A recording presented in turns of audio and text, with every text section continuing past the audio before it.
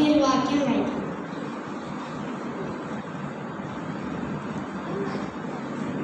യോഹന്നാൻ 8:12 ഇപ്രകാരം വായിക്കുന്നു. യേശു പിന്നെ അവരോട് സംസാരിച്ചു, ഞാൻ ലോകത്തിന്റെ വെളിച്ചമാകുന്നു. എന്നെ അനുഗമിക്കുന്നവൻ ഇരുട്ടിൽ നടക്കാതെ ജീവന്റെ വെളിച്ചമുള്ളവർ ആകുമെന്ന് പറഞ്ഞു. യേശു ക്രിസ്തു ലോകത്തിന്റെ വെളിച്ചമെങ്കിൽ ആ വെളിച്ചത്തിൽ ആശ്രയിച്ചുകൊണ്ട് നമ്മുടെ ജീവിതം വെളിച്ചമാക്കി മാറ്റാൻ കഴിയും. നാം വെളിച്ചത്തെ പറ്റി ചിന്തിക്കുമ്പോൾ ഇതിനെ പറ്റി അറിഞ്ഞിരിക്കണം. അന്ധകാരം ഭൂമിയെ കൂരിട്ട് ജാതികളെ മൂടുമ്പോൾ നമ്മുടെ ഉള്ളിലുള്ള ഇരുട്ടിനെ മാറ്റി വെളിച്ചമാക്കി മാറ്റുവാൻ യേശു ക്രിസ്തു ഈ ലോകത്ത് വന്നു.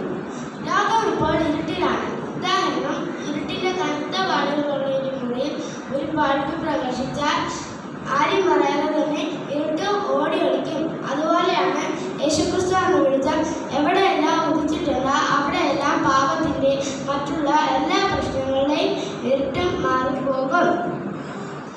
ഇന്ന് ജീവിതം പ്രകാശപൂർണ്ണമാക്കുന്നത് പവർ കൊണ്ടോ പണം കൊണ്ടോ വിദ്യാഭ്യാസം കൊണ്ടോ അല്ല, യേശുക്രിസ്തു എന്ന് വിളിച്ചാൽ നമ്മളെ വിധിക്കുമ്പോഴാണ്.